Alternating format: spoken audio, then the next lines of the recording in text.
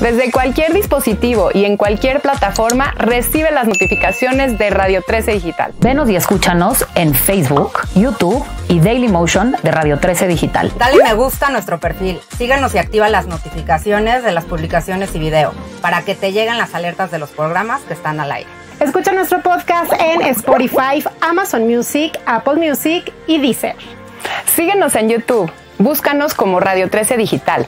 Suscríbete a nuestro canal y activa la campana para que te lleguen las notificaciones de todo nuestro contenido.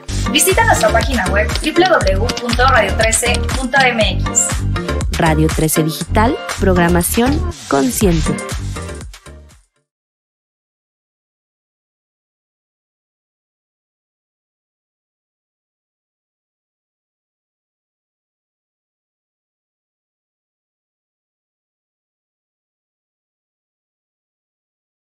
Yo soy Carol Perelman y hoy estamos con Enlace Judío. Me da muchísimo gusto saludar al doctor Francisco Moreno Sánchez, que pensábamos que íbamos a terminar esto ya hace varias sesiones, Paco, cuando decíamos que ya eran 2 años y hasta ahí, pero creo que el virus no escuchó ese video. Y pues aquí seguimos y con otros virus que vamos a explorar ahorita, otras enfermedades que están surgiendo, que creo que vale la pena que lo platiquemos para, pues más que de nada, tranquilizar, poner en contexto todo esto para quienes nos escuchan. Hoy es 26 de mayo de 2022 y Paco, bienvenido. Gracias, Carol, un gusto estar contigo como siempre y bueno, yo creo que lo que dices es muy real. Dentro de ese mundo que cambió a partir de que empezó COVID-19, también hay un mundo más alerta a las posibles agresiones microbiológicas, en este caso, en infecciones, y pues probablemente estas noticias de la hepatitis fulminante o de la viruela del mono no tendrían la magnitud y además la vigilancia que están teniendo por parte de países si no hubiera ocurrido COVID-19. Entonces, también entendamos que estamos en el momento en donde pues es como cuando acaba de haber un ataque terrorista, pues todo maletín que está suelto en la calle piensas que es una bomba. Esa es la situación y yo creo que vale la pena también hablar de ese sentimiento que pues desafortunadamente tenemos que aprender a vivir. Es el sentimiento de incertidumbre y que podemos sobrellevarlo. Yo creo que es muy importante. A ver, me encantaría empezar a hablar brevemente de si están realmente aumentando los casos de COVID-19, que nos platiques un poquito qué has visto del long COVID, porque pues muchos de quienes nos están escuchando ya tuvieron infecciones, ya saben que hay que cuidarse, hay que poner el cubrebocas, sí sabemos que están aumentando los casos. Platícanos un poquito de eso y del long COVID y entramos ya de lleno a hablar de la hepatitis infantil aguda y hablar, por supuesto, de la viruela del mono. Claro, mira, yo te diría, Carol, que sí, al menos en lo que es la práctica que tenemos en donde recibimos chats de pacientes nuevos, sí hemos visto un incremento de pacientes que han tenido COVID. La realidad es la mayor parte de los casos son leves, la mayor parte de los casos pues, son en personas vacunadas o que ya tuvieron COVID y por lo tanto son cuadros respiratorios altos que no se complican. El problema es que sigue habiendo un pequeño grupo de gente que o porque tiene comorbilidades y no desarrolló anticuerpos porque tiene leucemia o algún cáncer o algún tratamiento que le impide desarrollar anticuerpos, que siguen estando en ese riesgo de que si les da, aunque sea una variante de menor severidad, puedan tener un cuadro fuerte. Y la otra aún llegan pacientes que decidieron no vacunarse, que ese es el otro punto. Entonces, sí ha habido un pequeño repunte, yo creo que son las nuevas subvariantes. Desafortunadamente no solamente ya no tenemos un reporte diario, tenemos un reporte semanal,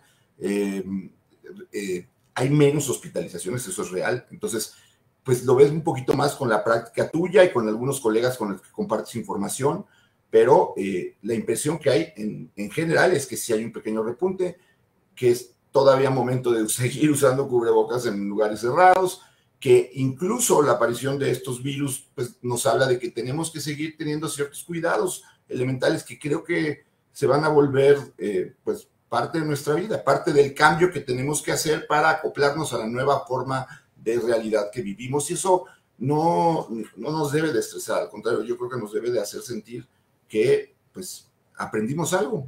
Claro. Claro. Bueno, pues, ¿quieres hablar tantito del long COVID o realmente mejor hablamos de la hepatitis? ¿Qué opinas? mencionar long COVID, creo que cada vez tenemos más casos de long COVID. Algo que me preocupa es, en el medio médico, long COVID puede volverse dos situaciones que hay que evitar. Primero es si el paciente llega con algo extraño, no necesariamente tiene long COVID, porque parecería que entonces se vuelve un basurero en donde no sé qué tienes, entonces tienes COVID largo y ya te di una explicación y realmente no profundizas en las posibilidades de que puede tener cualquier otra enfermedad de difícil manejo o de difícil diagnóstico que tú estás confundiendo o estás asumiendo que lo que tienes es COVID largo. Tenemos que seguir entendiendo que COVID largo es una enfermedad de descarte. Es decir, descarta primero lo que puede. El paciente puede haber tenido COVID y ahora tener otra infección o otra cosa, ¿no? Me preocupa un poco que se vuelva algo de diagnóstico fácil y que estemos exponiendo al paciente a que no estamos estudiándolo bien. Y la otra situación es el aspecto emocional. Creo que cada vez toma mayor relevancia, pero no como una situación de ansiedad o depresión por tener COVID o haber tenido COVID, sino porque realmente tienes, yo creo, y lo platicábamos el otro día, lo platicaba con una neuróloga, creo que COVID afecta toda la estructura del sistema nervioso y hablamos de que hay una parte del sistema nervioso racional y la gente se queja de no puedo poner atención, tengo nube cerebral, que en traducción en inglés del foggy brain, no puedo, me falta memoria, siento que no me puedo concentrar, te afecta la parte emocional de tu cerebro, porque también la parte emocional, hay gente que se queja de irritabilidad. O sea, tengo pacientes que llegan y dicen, oye, no me aguanto ni yo solo, y no era así. Y platicas con su pareja, platicas con su papá o su mamá o sus hijos, y no eran así. Y tenemos la parte de afección del sistema autónomo. Entonces, si ves todo el contexto cerebral, de alguna manera hay ciertas cosas que probablemente iremos sabiendo con COVID, que pues, hay gente que tiene disautonomía, hay gente que tiene problemas gastrointestinales, o sea, muchas manifestaciones que vamos a aprender. Yo creo que el área mental es muy importante. Y además, desafortunadamente, es un área que está agredida en este momento, no solamente por COVID largo, sino por la fatiga pandémica, por la guerra de Ucrania, por la viruela del mono, o sea, todo el entorno hace que, pues, si nada más te pudieras enfocar en qué es COVID largo, pues qué bueno, pero no es el mundo ideal para estar teniendo COVID largo, esa es una realidad. Creo que, y hay que, como trabajadores de la salud, como familiares, como amigos, entender mucho eso, porque lo que necesita el paciente es mucho soporte. Yo creo que lo primero que el paciente necesita es decir, oigan, me están tirando de a loco, porque esto empezó así, me tiran de a loco, no me creen. Lo primero que tenemos que hacer es reconocer que sí existe esta enfermedad, que los mismos médicos nos tocamos en reconocerla y dar soporte. Creo que eso es muy importante. Y yo lo que quisiera ahora, en lugar de decirles tales y tales y tales, porque pues cada vez son más síntomas los que se asocian a COVID largo, es, oigan, si ya le dijeron y ya estudiaron y si es COVID largo, créanle al paciente, no es la que menos quiere estar o el que menos quiere estar sintiéndose así es la persona. Entonces, eso ya le ayuda al paciente a sentirse con algo de confort. Ese sería mi mensaje de COVID largo. Creo que entrar en protocolos y eso todavía está muy complejo. Y a los médicos decirles, oigan, no hagan el diagnóstico fácil de COVID largo porque entra alguien y no saben qué tiene y dices, pues tienes COVID largo, porque eso puede ser peligroso.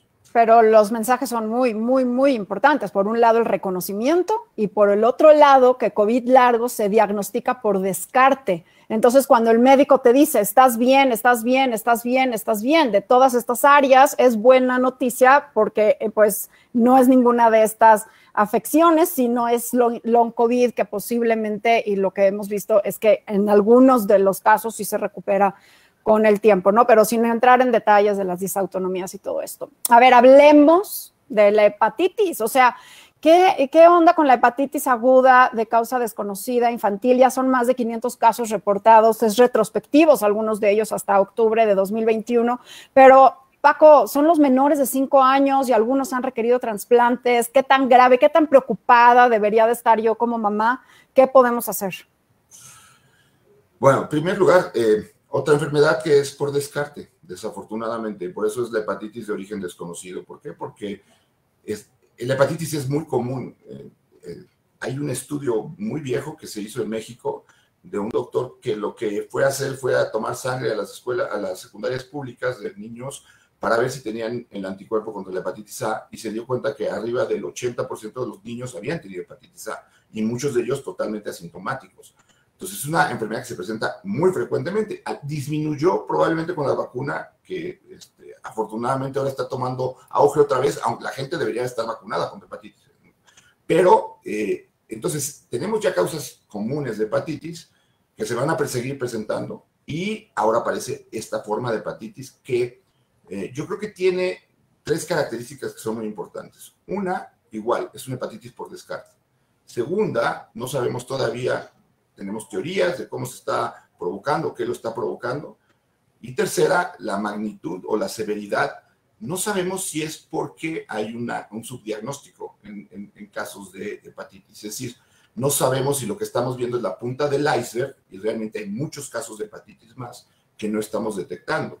¿Qué tan preocupado debo de estar? Bueno, a ver, si lo que vemos es que de las 3 teorías, 2 son asociadas con la posibilidad de que COVID tenga algo que ver, vamos a seguirnos cuidando de COVID. Tu mamá, tu papá, cuídate tú, cuida a tus hijos para que pues, no tengan esta exposición, y seguramente si se trata de otro virus vas a ayudarle con esas medidas de prevención. Muy importante la no automedicación. ¿Por qué? Recuerden que el hígado es el órgano que se encarga de metabolizar a las medicinas. Si tú le das una medicina, la medicina o se va a eliminar por el riñón o se va a procesar por el hígado. Y entonces, si alguien tiene hepatitis y tú le das medicinas equivocadas, puedes causarle un daño más importante. Y sí preocupa, bueno, uno, porque son niños y evidentemente eso pega más. Segundo, porque desafortunadamente los niños en México, pues el porcentaje de vacunados es muy pequeño, porque son los de la frontera o los que pudieron llevar a Estados Unidos. Seguimos sin tener vacunas para 5 a 12 años, cuando ves que la CDC esta semana aprobó el refuerzo para los niños de 5 a 12 años. O sea, ese es el retraso que trae México en cuanto a la aplicación de vacunas para niños. Y el tercer punto es que si realmente hay un porcentaje importante que requiere trasplante o que requiere, estamos hablando otra vez de que requerimos de un tercer nivel que en México pues es muy privilegiado para unas personas, muy subespecializado, no se puede realizar en cualquier lugar, no hay la infraestructura para que si esto se vuelve algo de mayor magnitud. Entonces, sí preocupa, yo creo que no tenemos que volver la alarma, pero primero, a seguirnos cuidando porque no ha terminado COVID y puede tener que ver con COVID. Segundo, a exigir que nos vacunen a los niños, y no con Abdala, sino que vacunen con Pfizer, es muy importante, porque sí puede haber relación. Y tercero, pues vamos a ver cuál es la magnitud de la gravedad. Tampoco vivamos en pánico, porque pues esa es la otra situación que no debemos de hacer, ¿no? Claro, entonces me gusta mucho que lo pones en contexto en el sentido de que quizás estamos encontrando estos casos porque los estamos buscando, y también poner en contexto que a lo mejor, porque todavía siguen las hipótesis abiertas, o sea, realmente todavía no tenemos la causa y por eso sigue siendo una hepatitis de causa desconocida, pero 2 de las hipótesis sí orientan a que posiblemente es una consecuencia de haber tenido COVID, como una complicación rara similar al MISC, ¿no? Similar al síndrome multisistémico, al estilo Kawasaki que estábamos viendo durante la pandemia en casos muy, muy raros, muy extremos. Entonces, sí habría esa relación con COVID si es que se confirmara. Entonces, las medidas siguen siendo lo mismo y por eso estás promoviendo aún más la vacunación infantil, ¿correcto? Así es. Y la otra es, también a la gente le cuesta trabajo entender, bueno, ¿y por qué han pasado 3 semanas o 4 semanas? O desde los casos de Escocia de marzo, que fueron los primeros, el primer brote que hubo de 11 niños escoceses, ¿por qué esto ha pasado y seguimos sin saber? Lo que quiero, a lo mejor aquí es un buen momento de explicar que muchas veces lo que vemos con una infección viral es el bosque que se incendió, y tú llegas cuando ya el bosque se incendió. Es decir, encuentras un daño porque ya hubo el incendio, pero no encuentras el cerillo o quién fue, o si fue una chispa, o qué fue lo que provocó eso, ¿no? Y ese es el problema con las infecciones virales, que muchas veces tú ves ya el daño que se provocó y no ves el agente que lo provocó. Y además, si realmente resulta, pues, como parece una de las teorías fuertes, una manifestación inflamatoria, recordemos que este síndrome de PIMS, así lo llaman en inglés, se presenta 2 o 3 semanas después de que ocurrió COVID. Entonces ya no hay COVID, tenemos el antecedente, y aquí pues a lo mejor son niños que son asintomáticos y tienen después esta manifestación. Por eso a lo mejor nos cuesta tanto trabajo detectar cuál es el mecanismo que está provocando que esto esté sucediendo. No es que la gente no le interese saber, no es que estemos ocultando algo, porque también es muy importante, y aquí volverlo a decir, la mayoría de los pacientes que tienen esta hepatitis son niños menores de 5 años, lo cual significa que no están vacunados y por lo tanto no tienen nada que ver, porque desafortunadamente el virus que se ha asociado con esta posibilidad, además del SARS-CoV-2, es un adenovirus, y dicen, pues sí, ya ven como la vacuna de AstraZeneca, que es un adenovirus, y ya ven que la vacuna de Johnson & Johnson, que es un adenovirus. A ver, hay muchos adenovirus, se está hablando del adenovirus 41, el adenovirus 5 es la de CanSino y la de Sputnik, el adenovirus 26 es la de Johnson & Johnson y la segunda dosis de Sputnik. ChAdOx, que es un adenovirus del chimpancé, es la vacuna de AstraZeneca. Entonces, no tiene nada que ver. Y por favor, que no se use esto para nuestros amigos, los anti-vax, que le dan tanto problema, ¿no? Sí, no, aquí ni al caso, estos niños no han sido vacunados contra COVID-19. Paco, pues, ¿qué es esto de la viruela del mono? O sea, parece que abrieron la caja de Pandora y nos sacan una enfermedad que realmente no teníamos en el radar. La pregunta es, ¿qué es esto de la viruela del mono? ¿Tenemos que preocuparnos? ¿Crees que estamos ya sobre posibles casos por diagnosticar en México? Hay médicos que en toda su vida no ven una viruela de mono. ¿Cómo la vamos a identificar? ¿Y qué tan contagiosa? ¿Qué tanto debemos de estar preocupados? No nada más de esta, sino que a lo mejor en 1 mes, 2 meses nos surja otra enfermedad que tampoco teníamos en el radar, ¿no? Yo creo que lo que estamos viendo es el resultado de una interacción del hombre en donde ha agredido a la naturaleza en múltiples formas, ¿no? Y puedes hablar de la invasión de zonas selváticas con animales exóticos, el tráfico de animales exóticos, cambio climático, porque al final, pues todas parecen ser zoonosis. ¿Qué quiere decir eso? Enfermedades que son transmitidas de un animal hacia el humano. Pues mal llamada viruela del mono, porque los principales que transmiten esto son los roedores, ¿no? Pero, bueno, así se describió primero en macaco y entonces por eso se quedó como viruela del mono. Eso, lo que tenemos que entender ahorita es, hay mucha vigilancia epidemiológica y por lo tanto el mundo está muy atento a lo que está pasando y pues estamos buscando los casos. Es evidente, claro, que va a llegar a México, o sea, yo creo que eventualmente vamos a tener casos en México. No quiere decir que todo México se va a infectar por la viruela del mono. Es una enfermedad que no tiene la transmisibilidad que tiene el SARS-CoV-2, que aparentemente, hasta donde se han descrito los casos, se transmite cuando el paciente ya está sintomático, lo cual es mucho más fácil de controlar. ¿Por qué? Pues si tienes fiebre, aíslate, ¿no? Entonces, aquí el problema con COVID-19 es que puedes tener COVID-19 y no tener ningún síntoma.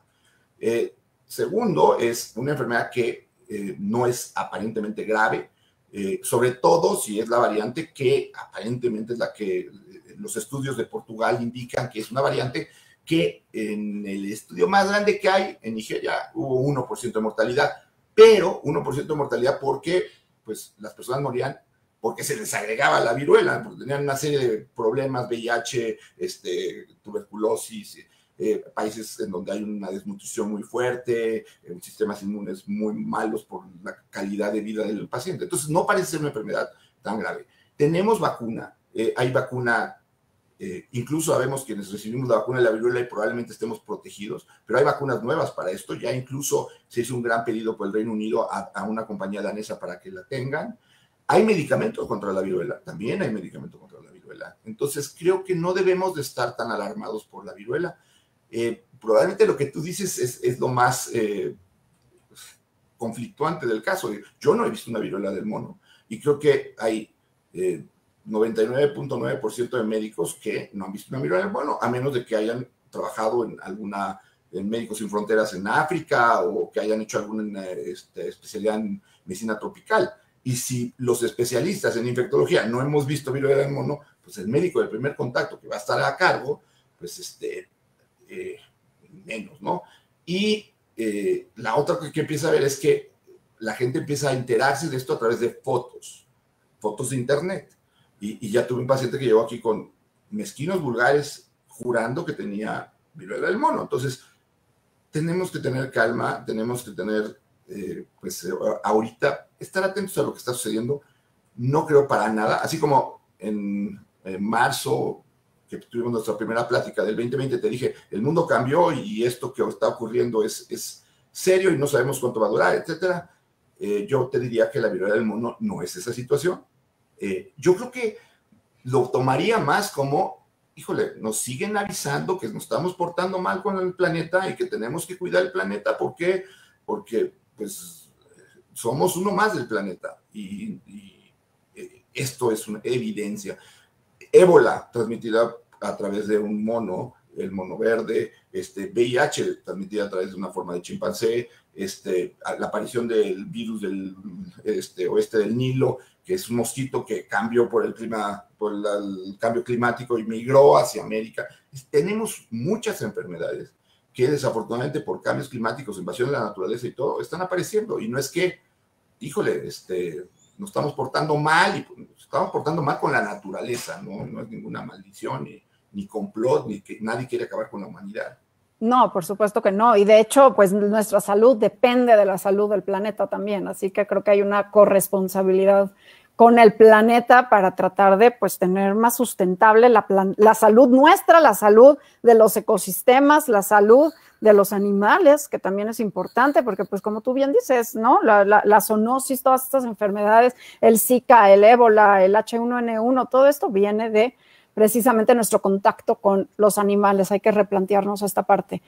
Paco, me gustaría nada más decirte una frase que justamente uno de los doctores que luchó contra la erradicación de la viruela, que se erradicó en 1980 gracias a la vacunación, el doctor Larry Brilliant, él dijo: los brotes son inevitables, pero las pandemias son opcionales. ¿Cuáles serían para ti los puntos claves para poder prevenir próximas pandemias? Porque evidentemente nos estamos dando cuenta que no hemos terminado una y ya nos están surgiendo retos que, bueno, sí, estamos más ciscados, ¿no? Más atentos, mucho más sensibles. Cualquier cosa obviamente nos llama la atención, que tampoco hay que adormilar eso, pero sí hay que aprovecharlo de una manera proactiva y entonces de alguna manera aprender mejor a blindarnos, quizás la viruela del mono es este ejercicio que necesitábamos, este simulacro de qué tanto aprendimos y cómo estamos preparados. ¿Cómo harías que las pandemias sean opcionales y no una sentencia? Sí, yo te diría que mi esposa tiene una frase que me encanta que dice: pandemia no es destino, y creo que también es real. O sea, la pandemia no va a ser igual en todos lados y la pandemia no debe de ser igual la próxima pandemia que la que vivimos ahora. Creo que lo que tenemos que entender es que somos vulnerables y tenemos que adaptarnos a los cambios que puede haber de acuerdo a lo que esté circulando, ¿no? Si resulta que empieza a haber casos de viruela del mono, sabes que es una enfermedad que se transmite más por contacto, que el paciente debe de aislarse un poco más de tiempo. Es decir, tenemos que adaptarnos a eso, porque pues aquí, por ejemplo, con COVID-19 ya sucede que la primera pregunta que te ponen es no qué tan grave voy a estar, sino ¿cuánto tiempo me tengo que aislar? He leído que a los 3 días ya puedo salir y eso, pues si ahora te dicen que son 20 días, porque eso es lo que están proponiendo en el Reino Unido de aislamiento para personas que tienen esto, pues tenemos que adaptarnos y eso yo creo que es una situación. La especie que sobrevive es la que se adapta al cambio, creo que nos queda muy claro.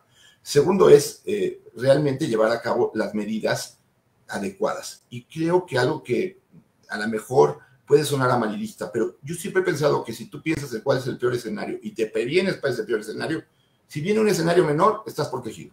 Pero si tú dejas, y desafortunadamente eso lo hemos vivido en nuestro país, que la enfermedad vaya y asumes que va a tener un buen escenario y resulta que no, pues nos pasa lo que con COVID-19. Creo que lo que tenemos que hacer es no ir atrás del problema, sino tratar de ir adelante de él. Y ahorita yo pensaría que la gente debería de empezar a dar cursos a médicos generales, médico de primer contacto, de, a ver, esto fue lo que fue la viruela, así se presenta, esto es lo que tienen que buscar, estas son las fotos que hay, hacer un tipo de definición en el que, por ejemplo, así como cuando empezamos con COVID, si tú vienes de China y estuviste en contacto y traes un cuadro gripal, aíslate, ¿no? Bueno, si tú vienes de Europa, donde ha habido más casos, sobre todo España, Reino Unido, y tienes fiebre, tienes los ganglios crecidos, empiezas con lesiones de las manos, pues entonces aíslate o chécate con el doctor, porque debemos evitar que haya dispersión comunitaria, que es cuando ya se pierde la posibilidad de tener eso como definición. Es decir, ya pues, se está contagiando, entonces ya no importa que no hayas estado en Europa, porque ya te pudiste haber contagiado en México. Eso yo creo que es muy importante.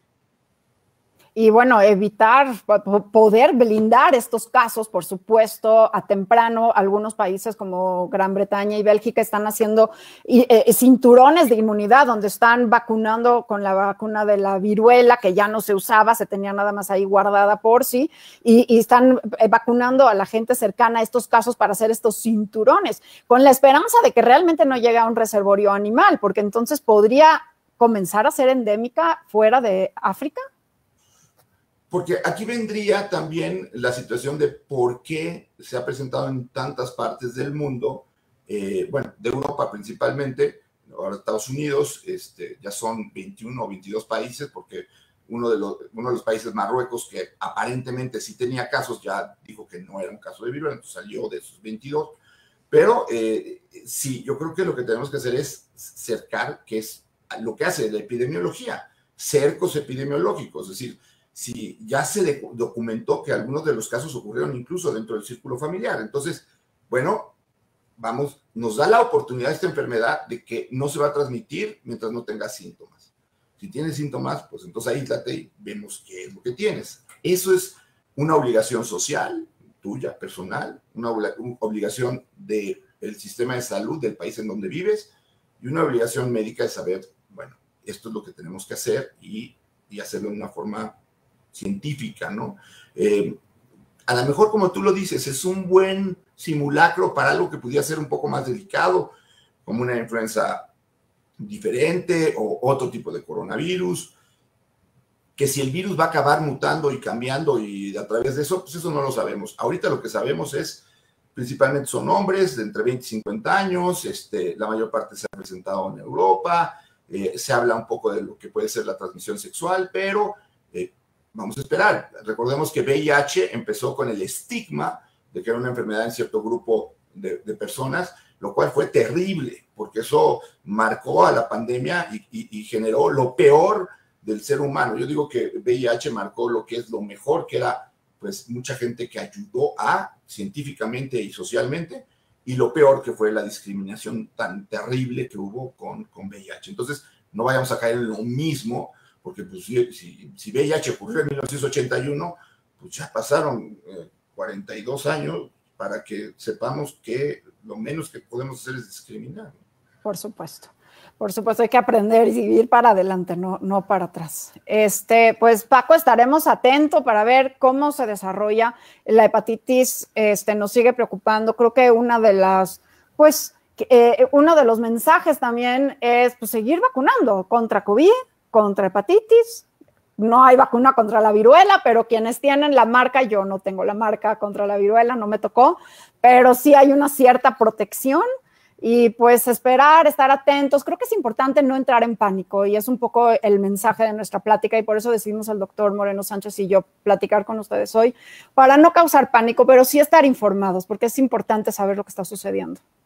Yo creo que es lo que hemos entendido, lo que hemos aprendido durante estos 2 años también es tener una comunicación congruente, ¿no? Y si estamos diciendo, bueno, si nos preocupa la hepatitis infantil, pues son niños, porque se están presentando más casos, pero tampoco estamos ante una grave epidemia en donde tengamos que tomar medidas serias que luego te comentan, oiga, ya no quiero llevar a mis hijos aquí. No caigamos en esas cosas. Y creer en la ciencia, creer en los estudios que se están haciendo. De veras, yo creo que si no están convencidos después de todo lo que se logró en COVID-19 con el avance científico, pues de veras convénzanse de que la intención no es asustar a nadie, la intención es que la gente esté informada para que sepan cómo actuar. Entonces ahorita, por favor, estén tranquilos, esperemos ver cómo se desarrolla esta situación. Y bueno, si aparece el primer caso de viruela del mono en México, pues sería algo que sería hasta cierto punto lógico, porque pues, puede ocurrir y somos parte de un mundo comunicado. No es que vayamos a llenarnos de viruela todo el país.